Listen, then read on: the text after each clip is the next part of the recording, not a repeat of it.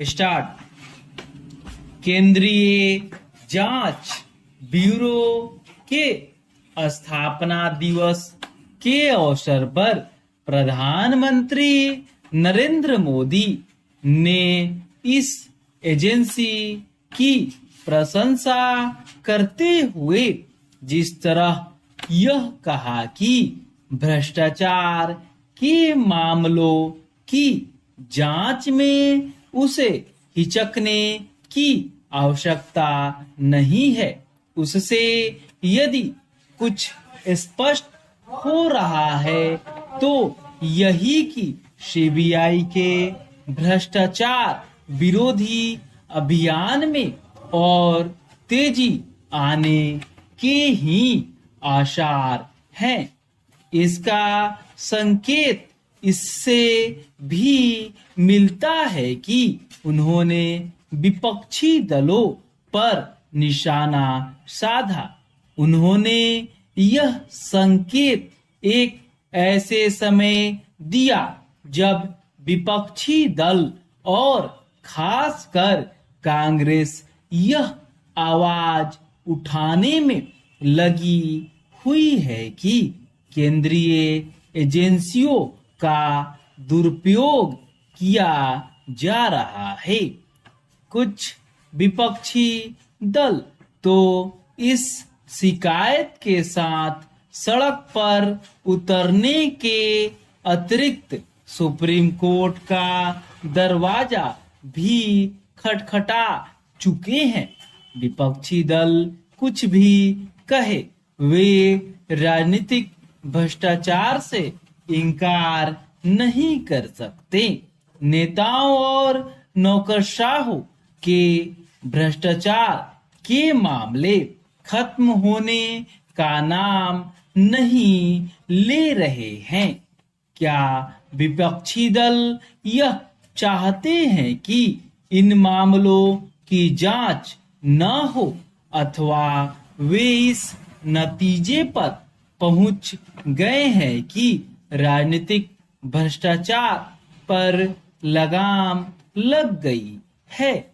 उनका निष्कर्ष जो भी हो, देश की जनता इसकी अनदेखी नहीं कर सकती कि भ्रष्टाचार के आरोपों से घिरे नेताओं अथवा उनके करीबियों के यहाँ से अकूत संपदा मिलती रहती है। जनता इससे भी परिचित है कि कुछ नेता और नौकरशाह किस तरह रातों रात अरबपति बन जाते हैं। भ्रष्टाचार के खिलाफ सीबीआई की सख्ती कायम रहनी ही चाहिए, लेकिन इसके साथ ही इस पर विचार भी होना चाहिए कि क्या यह एजेंसी नेताओं, नौकरशाहों और अन्य प्रभावशाली लोगों से जुड़े मामलों की जांच सही तरह कर पा रही है। दावा कुछ भी किया जाए, आम जनता के मन में इस जांच एजेंसी की छवि ऐसी नहीं कि वह रसूख वालों और विशेष रूप से नेताओं के मामलों की जांच तत्परता से कर पाती है और दोषी लोगों को समय रहते सजा दिला पाती है। यह किसी से छिपा नहीं कि ऐसे मामलों की जांच किस तरह लंबी खींचती रहती है। भ्रष्ट तत्वों को मुश्किल से ही उनके किए की सजा मिल पाती है।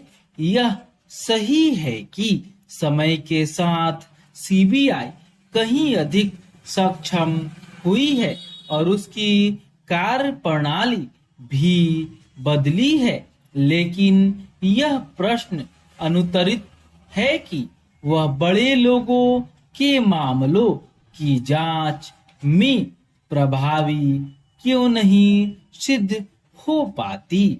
यदि सीबीआई को अपनी छवि में सुधार करना है और जनता के बीच एक प्रभावी जांच एजेंसी के रूप में अपनी पहचान बनानी है, तो उसे अपने में कुछ बदलाव करने होंगे।